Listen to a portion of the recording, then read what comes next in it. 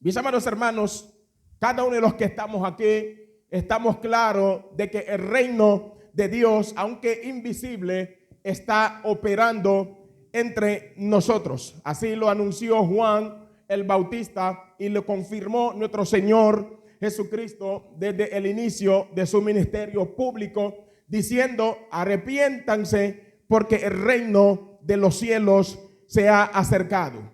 Sin embargo, nos enfrentamos a una gran contradicción.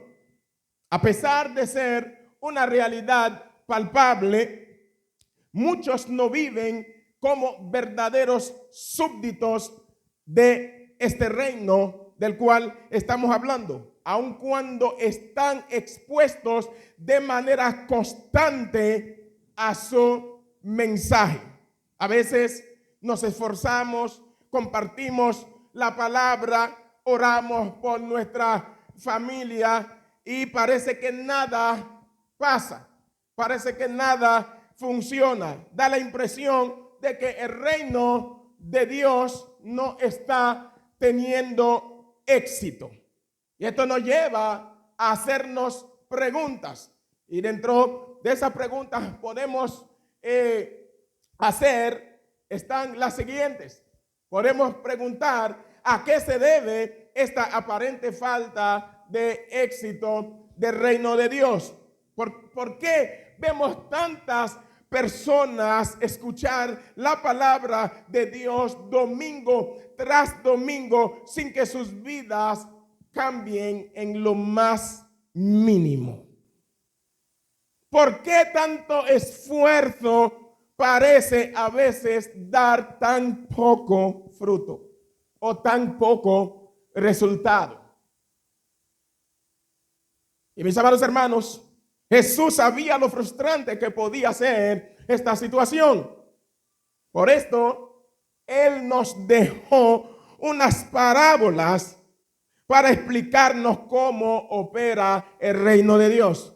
Porque es crucial que los que somos mensajeros del reino estemos claros acerca de las dinámicas del reino, de cómo opera el reino de Dios, para que no lleguemos a caer en lo que es la frustración. Porque cuando tú te esfuerzas, tú esperas resultados.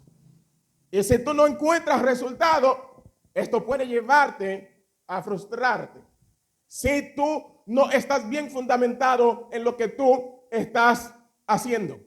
El predicador de la palabra ora, prepara un mensaje, después viene al púlpito, se desgasta entregando este mensaje como un sembrador que está sembrando, pero está esperando frutos para atrás. Y a veces la realidad es otra. Y es algo contraproducente para lo que es el ánimo de los mensajeros del reino.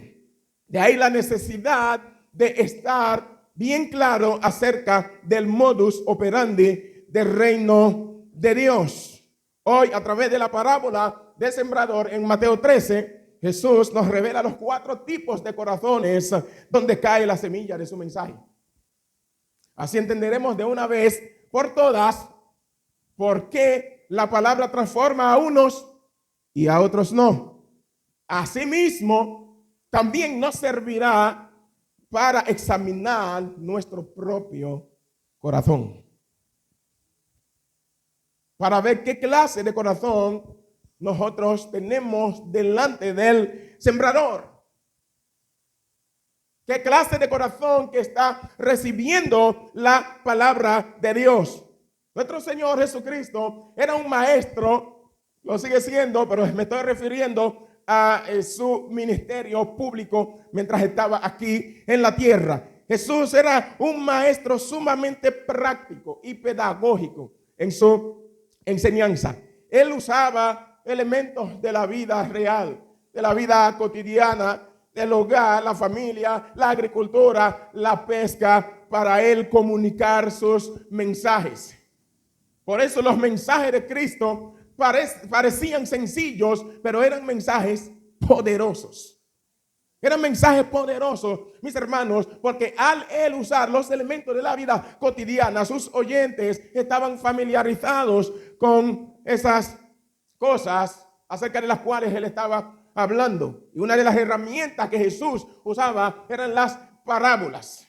Las parábolas son comparaciones que nosotros usamos para poder enseñar una verdad. Y eso es lo que Jesús hacía. Esa era su principal herramienta. Porque hay algo clave, algo interesante en las parábolas. Es que ellas llevan al oyente a pensar, a analizar. Y a veces también Jesús usaba las parábolas contra sus oponentes. Porque tú sabes que muchas veces cuando tú vienes de frente, la persona tiende a adoptar una actitud defensiva a lo que tú vas a decir. Cuando tú le sueltas la verdad de manera directa.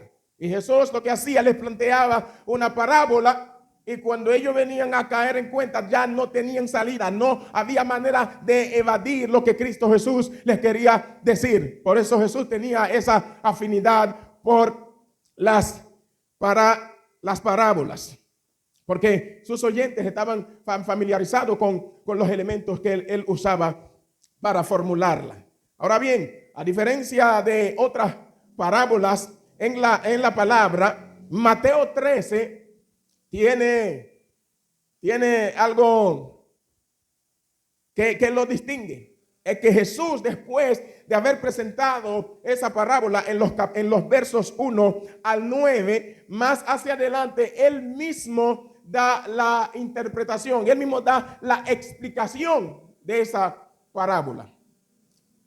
Porque mis amados hermanos, las parábolas tienden a llevar a explicaciones erróneas de parte de las personas que las está interpretando. Al usar un lenguaje figurativo, hay muchos que tienden a alegorizar las parábolas y le dan el sentido que le parezca, cuando en realidad no era esto que quería decir Jesucristo al presentar esa parábola a sus oyentes. Pero en el caso de Mateo 13, 1 al 9, esto no puede pasar, porque Cristo Jesús se encargó de dar la explicación en respuesta a la pregunta que sus discípulos le habían hecho, diciéndole: maestro, ¿qué significa esto que tú acabas de decir? Y nosotros tenemos la bendición de tener la explicación de esa parábola por nuestro gran maestro, Señor Jesucristo, quien mismo la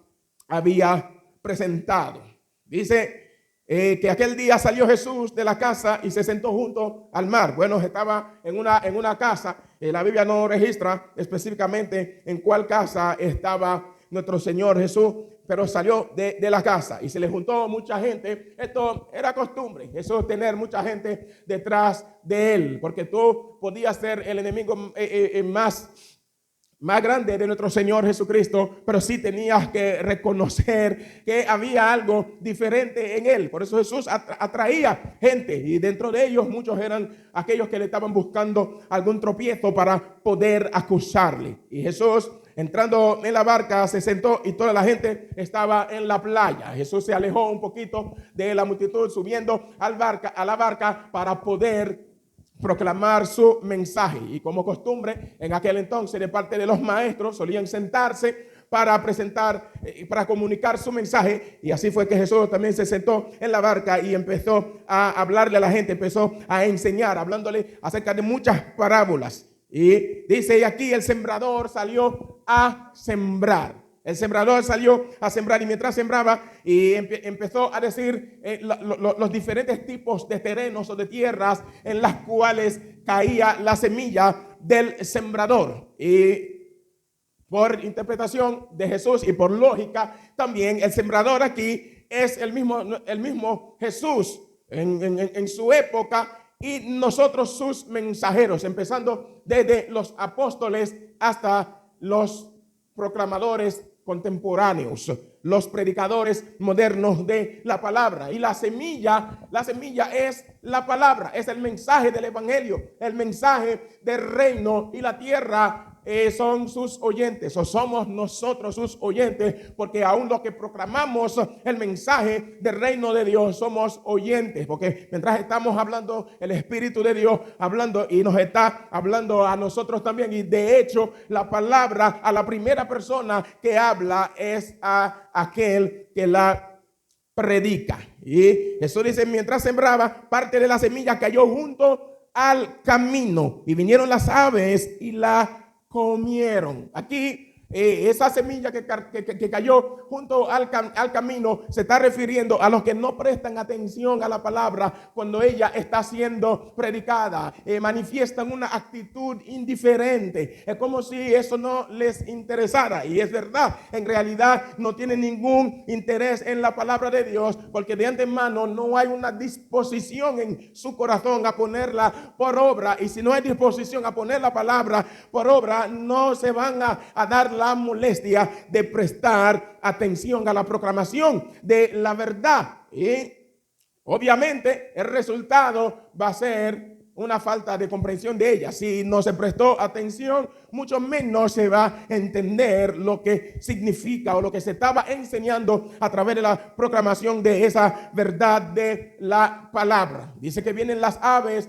del cielo y come esa semilla. Pero mis amados hermanos, tenemos que reconocer aquí que la Biblia no nos está hablando acerca de esas aves naturales que vienen y comen las semillas, porque estamos hablando en un lenguaje espiritual. La semilla es la palabra de Dios. Entonces esas aves tampoco pueden ser las aves naturales. Nuestro Señor Jesucristo está refiriendo aquí al diablo y sus agentes, al diablo y sus demonios que vienen y roban la palabra del corazón de muchos después de haberla escuchado. Esto nos enseña con claridad que cuando la verdad de la palabra de Dios está siendo proclamada en el mundo espiritual, el diablo y sus agentes, los demonios, están activos tratando de robar la palabra de nuestros corazones.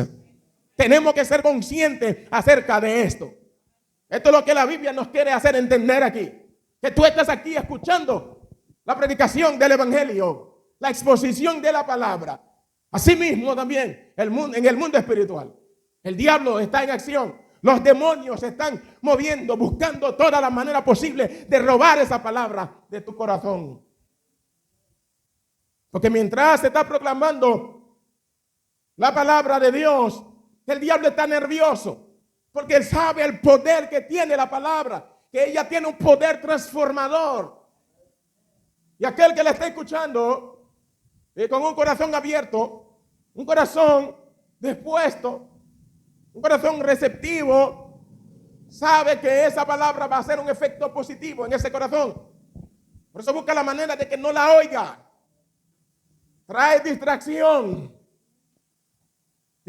física. Mientras se está predicando, un muchacho se mueve, alguien se para y todo el mundo se enfoca en esa persona que se para y ya pierde el hilo de lo que se está hablando. Pero también se mete en la mente y trae pensamientos y tu cuerpo está sentado aquí, pero en realidad tu mente está bien lejos, pensando en situaciones de la casa, en cuántas cosas que tienes que resolver. Por eso cuando nosotros venimos a la casa de Dios, tenemos que venir con ese corazón dispuesto, venir con esa intencionalidad, sabiendo a lo que venimos y sabiendo que también estamos en una guerra. Que hay un enemigo que se opone a lo que se está haciendo en la reunión de los santos. Tal como estamos viendo aquí. No fue específicamente no fue esto que Jesús estaba enseñando de manera específica, pero por inferencia también podemos extraer esta verdad aquí. Que Jesús te está diciendo que hay un diablo que no quiere que la palabra permanezca en tu corazón. Por eso viene la roba. Porque eso no le puede pasar solamente al corazón endurecido, al corazón que es como de piedra, que es como la carretera, junto al camino. No hay forma de que una semilla germine en las carreteras. No hay forma. Aunque no hubieran venido las aves del cielo a comerla, no va a germinar. Pero también la tierra puede ser buena. Puede ser buena, pero si vienen las aves y se comen esa semilla, por más buena que pueda ser la tierra, como quiera, no va a poder germinar. Y Jesús siguió hablando acerca de los diferentes tipos de tierra y dice, y parte cayó en pedregales, donde no había mucha tierra, y brotó pronto porque no tenía profundidad de tierra. Ustedes saben, mis amados hermanos, que hay una clase de terreno que es una mezcla. Hay tierra, una parte fina, una capa fina de tierra, pero hay mucha piedra de diferentes tamaños. Cuando tú siembras una semilla en una tierra así, brota más rápido todavía que la tierra que tiene profundidad. Porque ya que no tiene profundidad, ese germen, la semilla, al brotar, sale rápido a la superficie. Porque no está en la profundidad.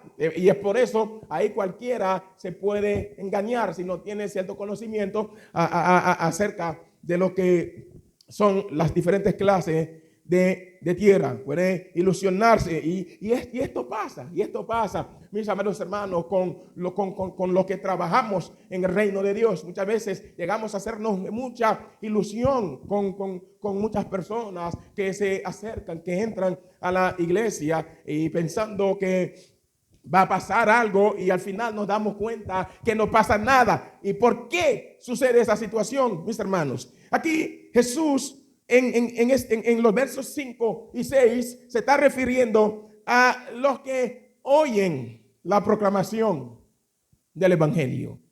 Y hay una parte de ella que les encanta. Los privilegios que gozan los creyentes. Les encanta la idea de un día ir a vivir en el cielo. Pero en el fondo no hay un arrepentimiento en el corazón de esa persona. Entonces por eso viene y supuestamente abraza el evangelio con mucho gozo, con mucha ilusión, con mucho entusiasmo. Pero al final del día todo se desvanece. Porque esa persona, en el momento que supuestamente había abrazado el evangelio, no tenía una conciencia clara acerca de sus implicaciones. Y es crucial saber lo que implica seguir a nuestro Señor Jesucristo. Precisamente por esto, para ver que Jesús miraba para atrás y veía muchas personas detrás de él, él se detenía y decía: si alguno quiere venir en pos de mí, niéguese a sí mismo, cargue su cruz cada día y sígame. Porque este camino, mis amados hermanos, tiene sus altos, pero también tiene sus bajos.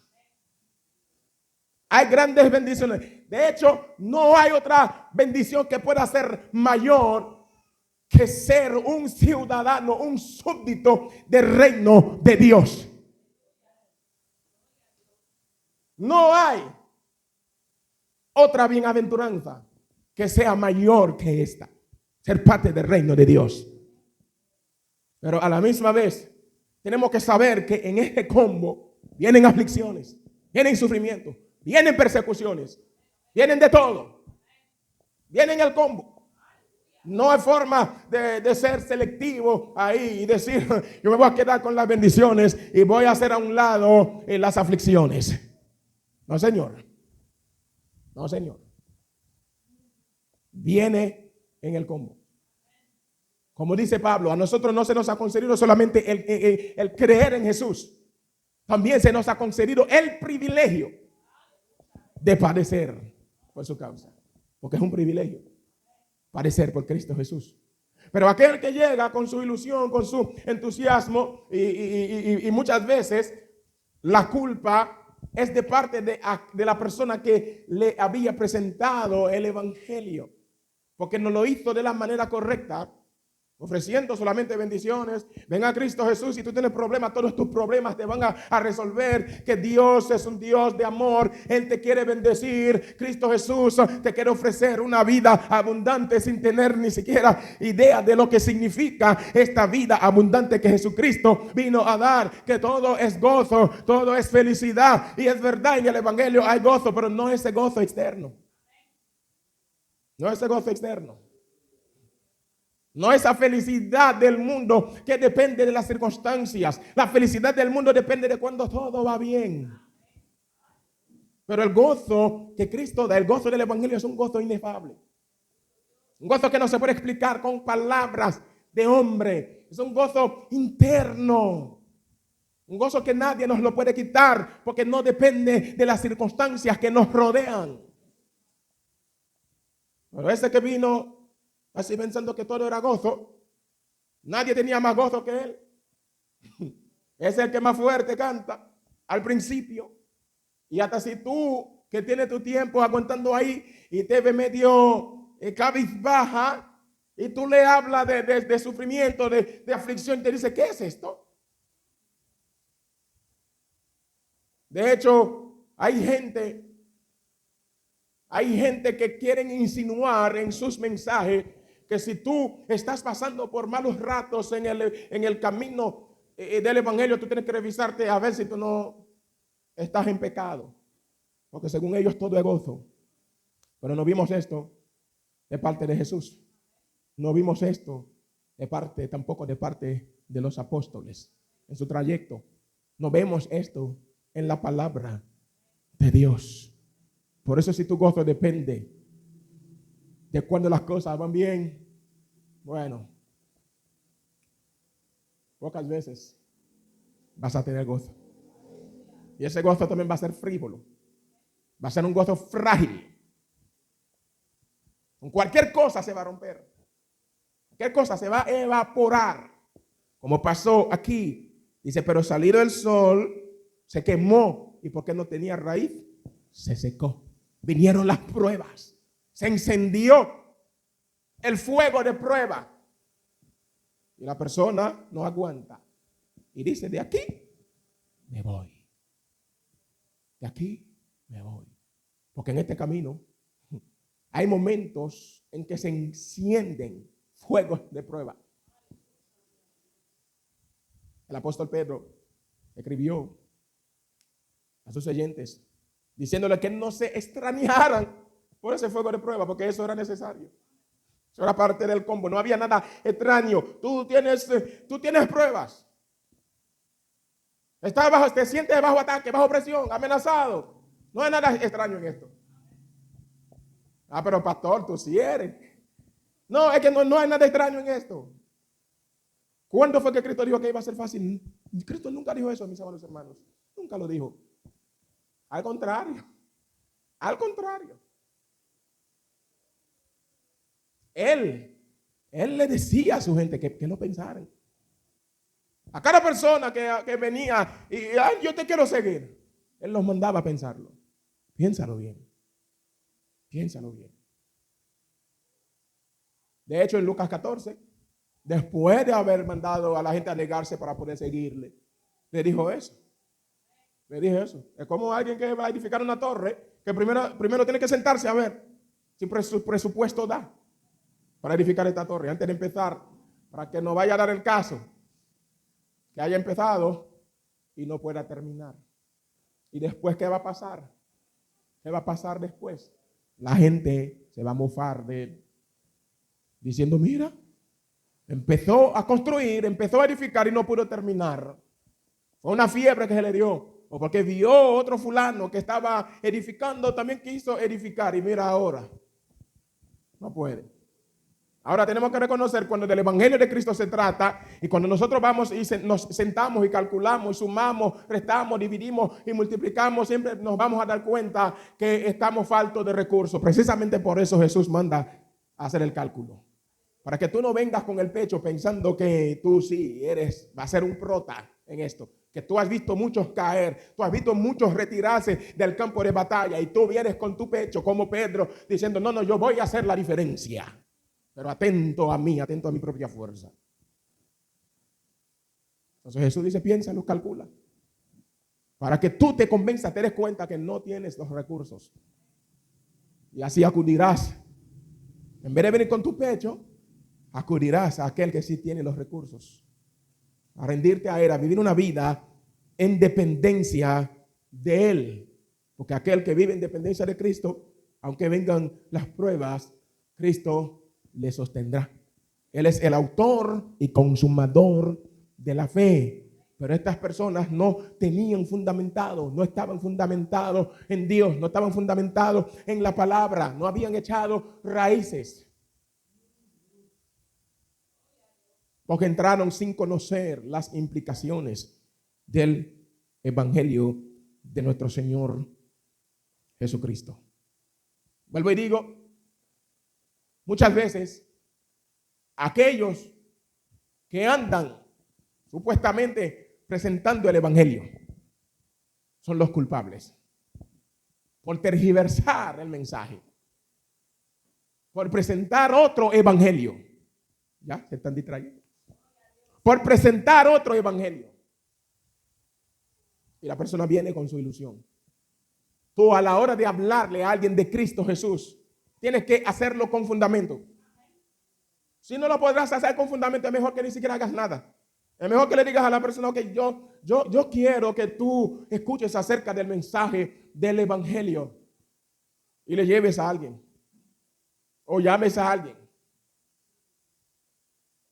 De ahí el gran error de aquellos que entran y porque ellos saben Juan 3:16 y piensan que ya pueden andar para arriba y para abajo supuestamente anunciando el evangelio, y cuando tú analizas cuál evangelio no se sabe. Tiene que hablarle a la persona acerca de su condición caída, acerca de su impotencia, su inutilidad, que no puede hacer absolutamente nada en su propia fuerza. Y que las supuestas obras a las cuales pudiera apoyarse para presentarse ante Dios no sirven. Son trapos de inmundicia. Necesita reconocer esto. Y necesita proceder a un arrepentimiento. Y no solamente, no, que usted tiene que arrepentirte. Cuando viene a decir si ni siquiera tú sabes lo que es el arrepentimiento, y mucho menos la persona con quien estás hablando. Tienes que hacerle saber qué es un arrepentimiento. Y luego poner su fe en Cristo Jesús para salvación. Y eso que tú le diste también tiene que revisar en su vida si está experimentando esto. Ese profundo pesar, el arrepentimiento. Porque no es teoría. El evangelio no es teórico, el evangelio es práctico. No es porque tú te sepas una teoría de manera intelectual. Eso es así, ya yo sé. Hay que revisarse, es responsabilidad del oyente revisarse, a ver si siente ese profundo pesar en su corazón. Si está convencido de que es una persona que ha fallado a Dios. Y debido a esa convicción está claro de que si merece algo de Dios es el infierno. Es el primer paso, o uno de los primeros pasos hacia la salvación. Es reconocer que lo único que tú te mereces es el infierno. La condenación por haber pecado contra Él. Después no mereces más nada. ¿Por qué tú crees que hay tanta gente en las iglesias cristianas exigiéndole cuantas cosas a Dios? Y hasta se sienten mal con Dios si Dios no le da lo que exigen. Como si Dios les debiera. Esa es la enésima vez que le estoy diciendo aquí que Dios no le debe absolutamente nada a nadie. Absolutamente nada a nadie. Los deudores somos nosotros. Los que hemos sido lavados con la sangre de Jesucristo somos los deudores. Y nunca tendremos cómo pagar lo que se ha hecho por nosotros. Cuando tú entiendes esto, no habrá manera de tú venir a querer reclamarle a Dios. Sí, suplicarle que tenga misericordia, que tenga algo de consideración. Si a Él le place hacer algo a tu favor. Y lo hace. Pero no te debe. No te debe. Sépalo una vez por todas. Dios no le debe a ningún hombre aquí en esta tierra.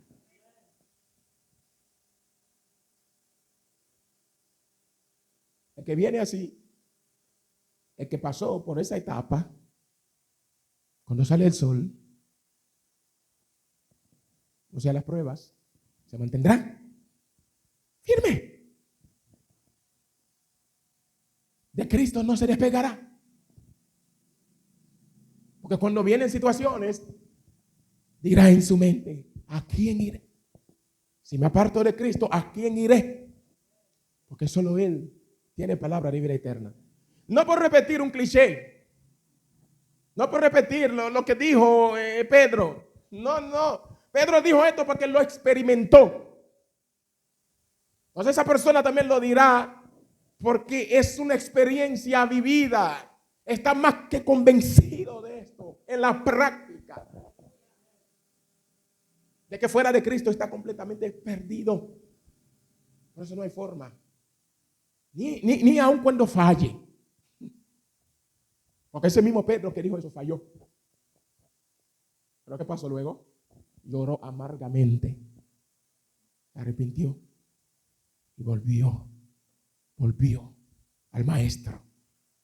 Porque sabe que Él es la vida. Él es la vida.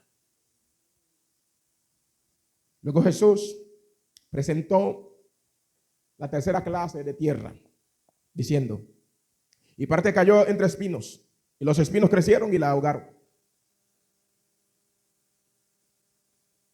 ¿A qué clase de gente o de corazón se está refiriendo Jesús aquí?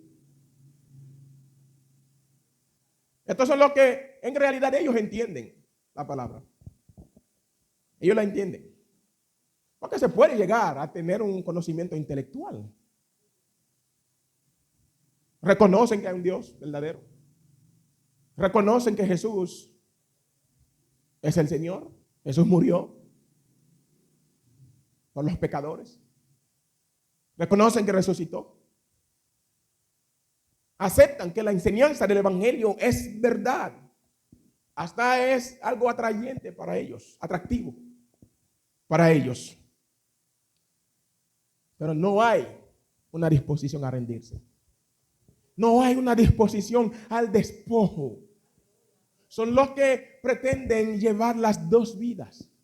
Son las personas que se sentirían muy felices si se pudiera ser cristiano y gozar del mundo en toda su esplendidez a la vez. Porque hay personas que no tienen absolutamente nada en contra del Evangelio de Cristo Jesús. Y hasta están dentro de la iglesia, supuestamente, adorando, sirviendo a Dios.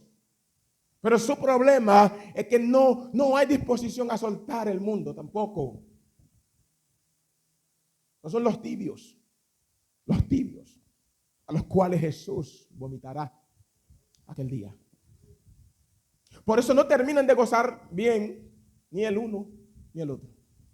Cuando quieren gozarse en el Evangelio, bueno, se le entra esa tristeza porque están enfocados también.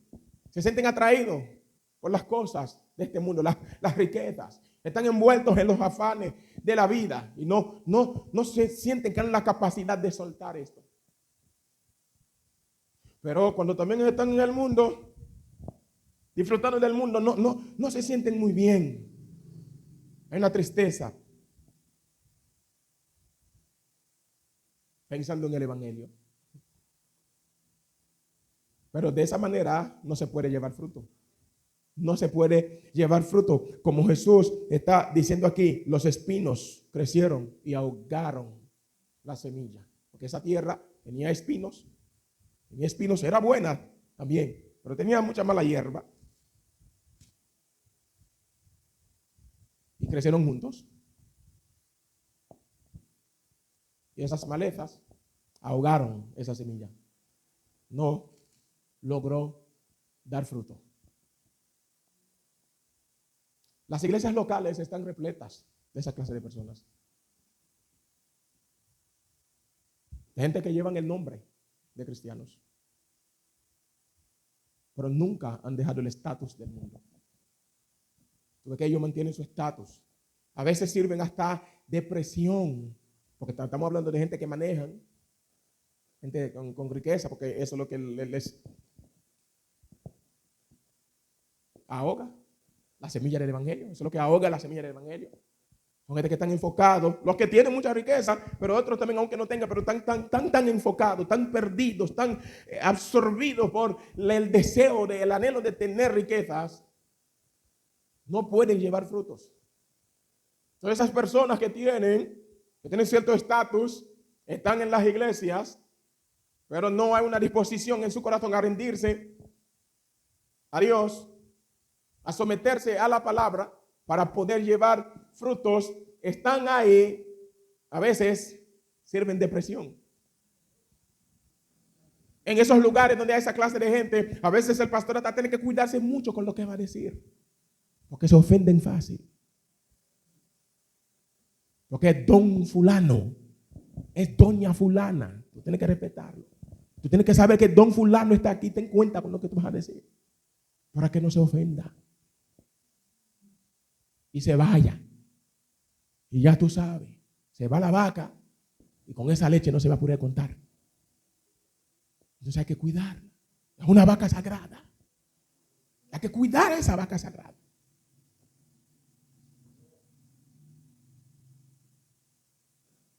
Están ahí con un estatus, con un nombre de cristiano, pero nunca podrás ver algo de fruto en esa clase de personas. Porque las riquezas, los afanes de la vida son una trampa. Son una trampa. Las riquezas son buenas si se manejan, si se usan de la forma correcta, si no nos definen a nosotros, si nuestra identidad no depende de ellas. Son buenas, no hay nada de malo. Si han sido conseguidas por vías lícitas. Si Dios fue quien te ha bendecido, son buenas. Pero si te definen, se convierten en una trampa. Se convierten en un obstáculo que te impiden servir a Dios en espíritu y en verdad. Y hay muchos en este mundo que se ven atrapados en esa trampa del diablo, que son las riquezas. Porque no se puede servir a dos señores a la vez. No se puede. Va a amar a uno y va a aborrecer al otro.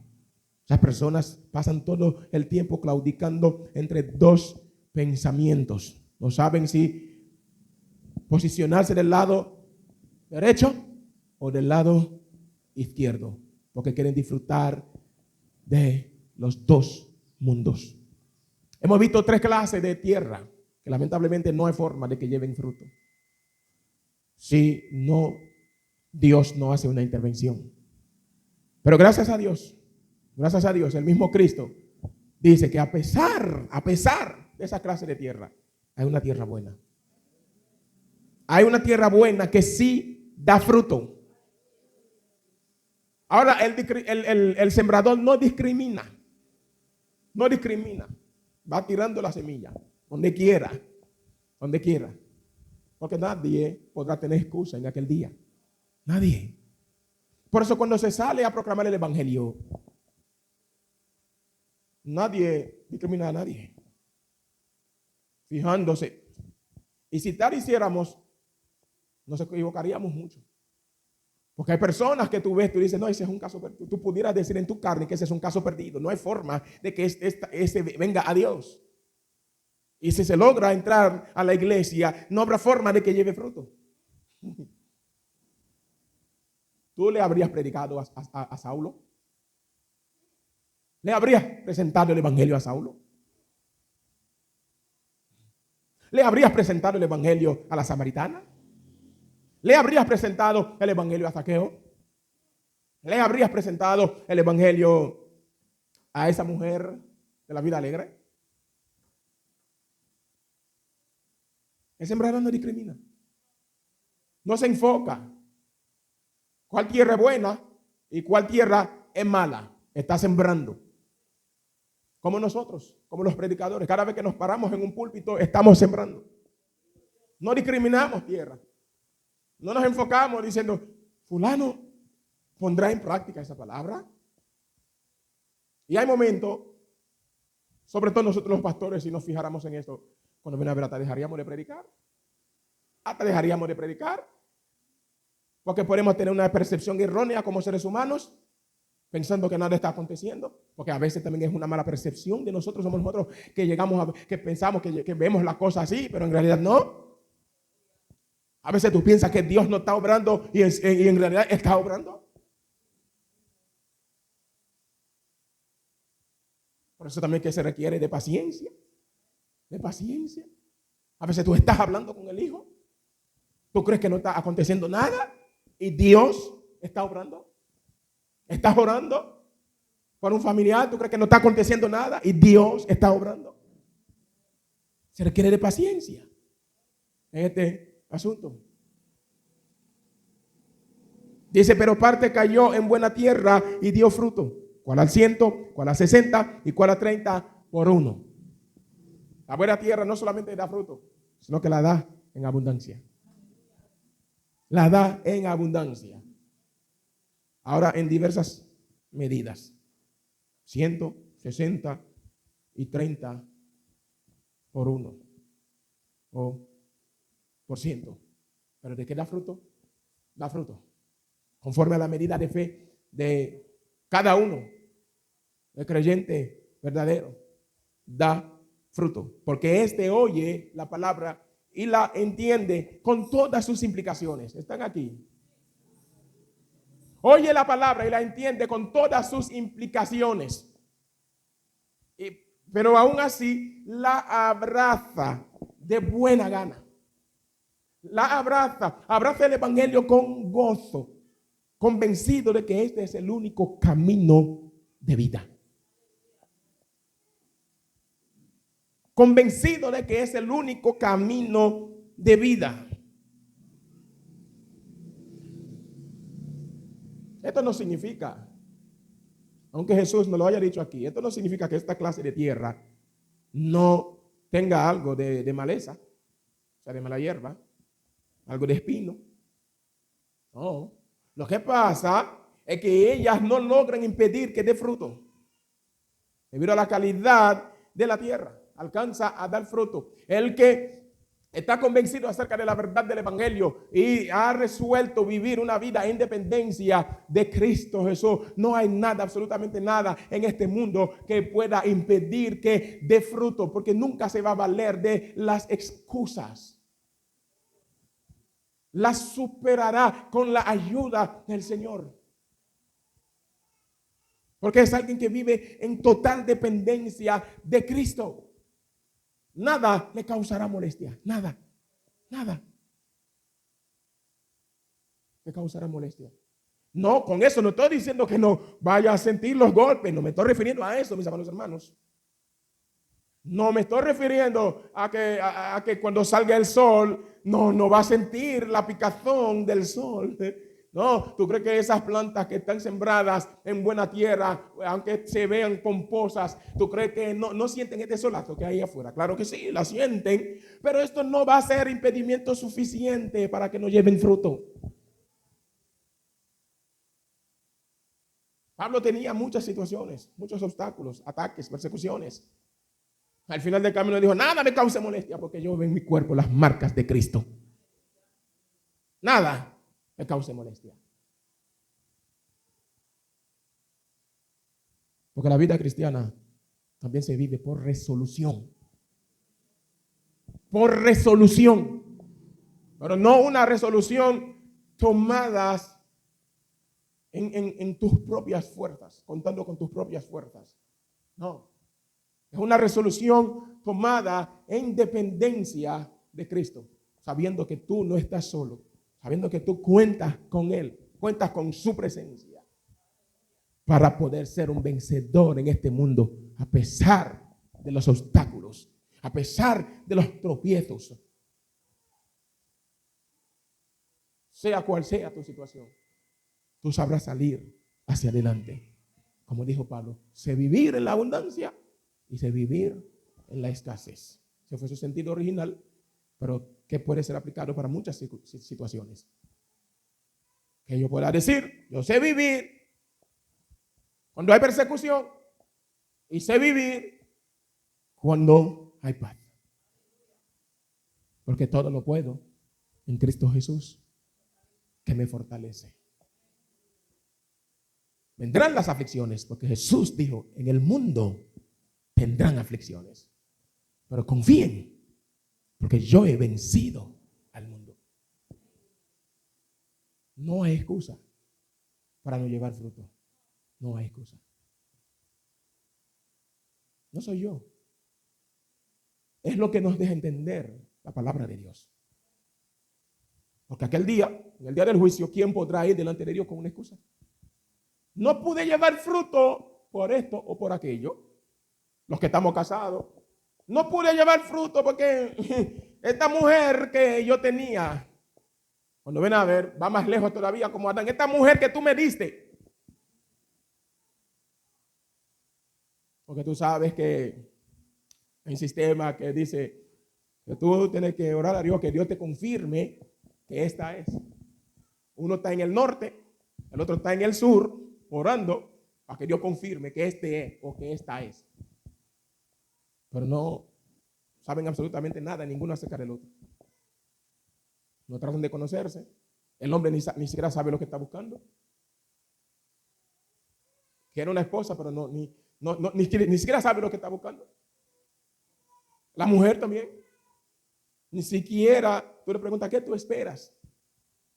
¿Qué tú esperas como mujer cristiana de un hombre? Para evaluar, a ver, conocer dentro de sus límites a esa persona. Pero estando en el norte, en el sur, Dios confirmó. El único día que van a encontrar, el día de casarse. Con la ilusión de que todo va a funcionar de maravilla, porque fue Dios que me la dio. Fue Jehová que me la dio. Olvidándose de que en el Edén, Dios juntó a un hombre perfecto, sin pecado, y una mujer en igual condición, y terminaron haciendo un tollo. ¿Están aquí? Adán y Eva no tenían pecado, a lo primero, y como quiera terminaron haciendo un tollo. ¿Cómo ahora alguien va a entrar en un matrimonio con la ilusión de que fue Dios que habló, fue Dios que confirmó, fue Dios que me lo dio, fue Dios que me la dio, todo va a funcionar de maravilla? Y después en aquel día acusar a Dios, yo no pude llevar fruto porque la mujer que tú me diste me hacía la vida imposible, demasiado. No, el hombre que tú me diste no me dejaba llevar fruto. No se podrá. No, esos muchachos, esos regalos que tú me diste. Salmo 127 dice que son herencia tuya los hijos. Todos esos regalos que tú me diste. A cada rato yo tenía que estar cogiendo pique con ellos. No había forma de llevar fruto. No podía orar, no podía hacer nada.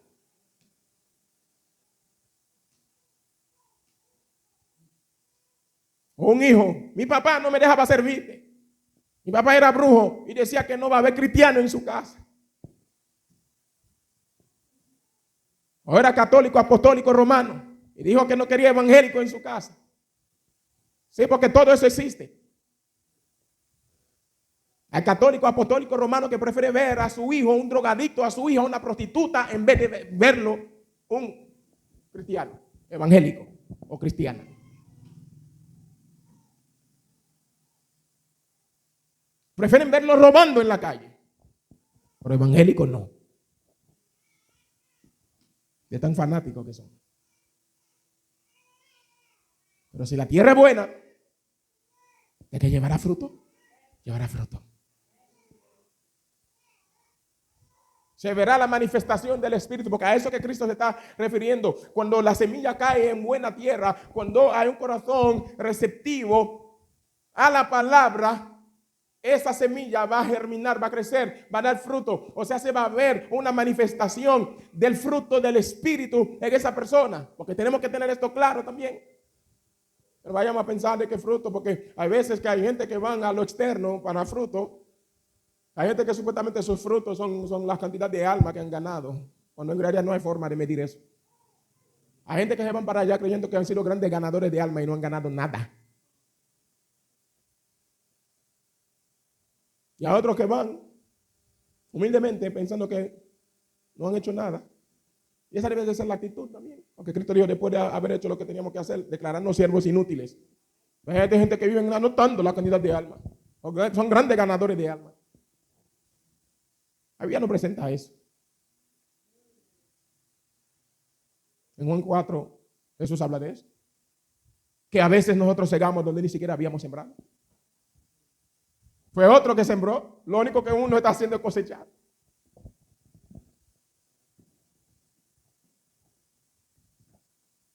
No es ese fruto que Jesús está refiriendo. Sí, porque hay gente cuando se le confronta son las cosas externas que hace, que te presenta. Por eso nadie le llega. Se vuelve arrogante.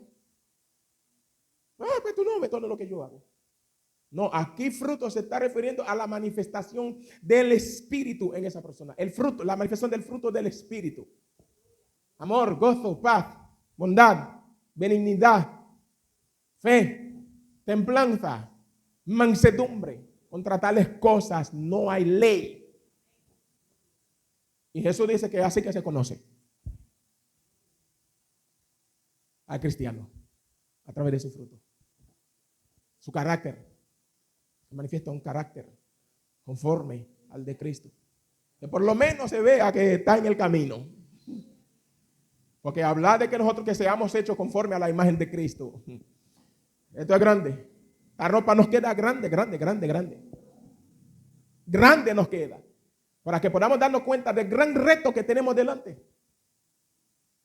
Y queremos llevar la vida cristiana. Nada más nos pegamos el nombre. Yo soy cristiano. Después nadie me diga nada. Yo puedo vivir como yo viva. Nadie me diga nada. Yo soy cristiano.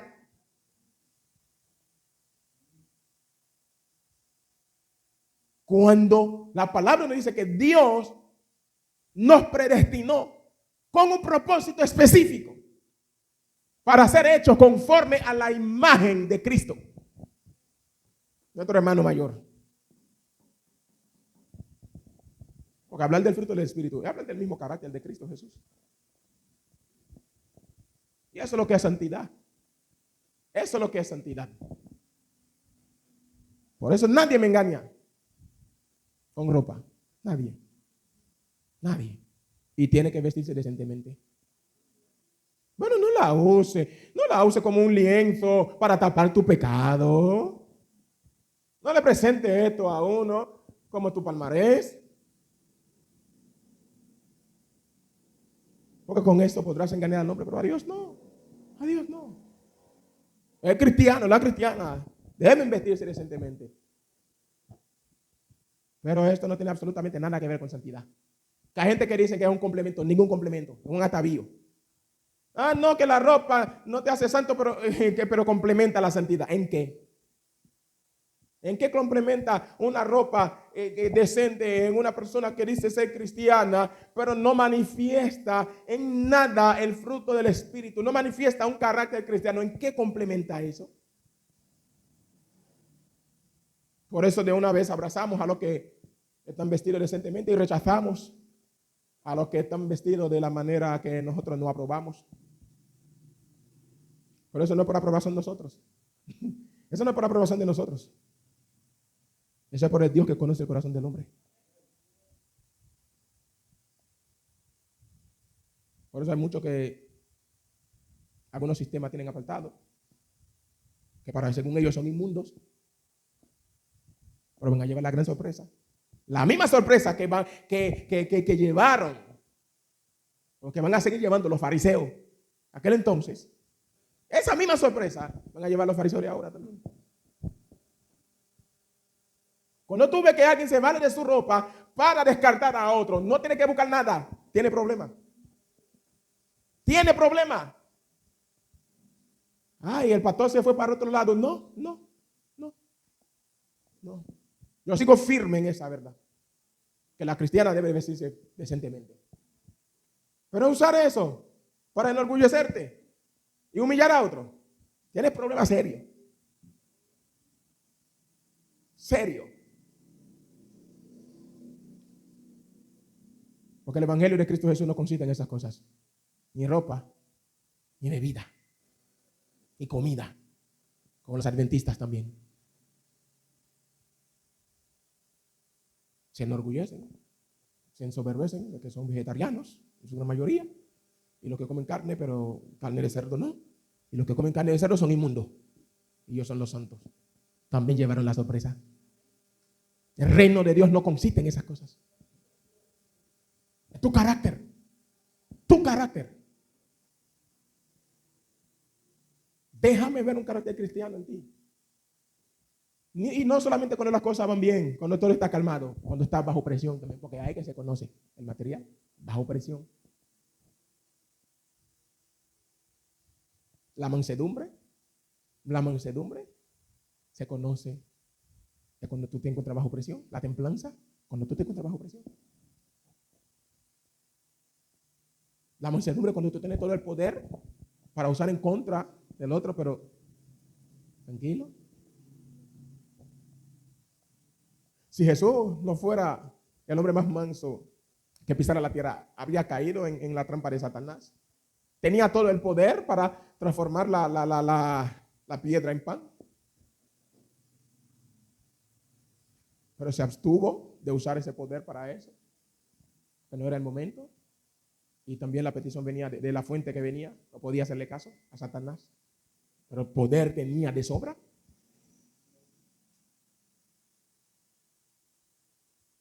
En la boda de Caná, el agua en vino. Multiplicó panes, peces. Por sus frutos los conocerán. Por sus frutos. Eso no es de boca. Eso no es por teoría, mis amados hermanos. Es un asunto de fruto. De fruto. La semilla del evangelio cae en un corazón que la ha recibido, que la ha abrazado con gozo, consciente de cada una de sus implicaciones, entregado a Dios, a la voluntad de Dios, sabiendo que ya no soy yo que vivo, sino que es Dios quien vive en mí. Es Cristo que vive en mí. La vida que ha renunciado a su propia voluntad, la ha subordinado a la voluntad de Dios, en dependencia constante de Cristo. Porque la dependencia constante a Cristo y la obediencia a su palabra son clave, mis hermanos, para poder llevar fruto, para que nuestra vida pueda ser transformada, tal como Jesús lo dijo en Juan 15. Somos los pámpanos. Es cuando nos mantenemos pegados a Él, cuando permanecemos en su palabra, podremos llevar fruto. Entonces, una vida en dependencia de Cristo y permaneciendo en su palabra, o sea, obedeciéndola, poniéndola por obra. Esto requiere que examinemos nuestros corazones, a ver qué clase de tierra que somos, conforme a los frutos que estamos llevando. Yo te invito a examinar tu corazón en comparación con tu fruto, como cristiano, como persona que está dentro de las iglesias, de una iglesia cristiana, a ver qué clase de tierra que tú eres. Porque tenemos el espejo aquí. Una que, como la carretera, dura como una peña, no hay forma de que germine la semilla. Otra, algo de tierra, una capita fina, pero hay pedregales, es superficial, la raíz. Tiene que venga la prueba. Se va. Y otra que hay espinos, que está ahí, pero los espinos no dejan que lleve fruto. Los afanes de la vida, las riquezas, los bienes materiales. Se nos está refiriendo solamente a los que tienen. Los que no tienen, pero tienen su corazón puesto en eso, también están incluidos ahí. Y son peores todavía.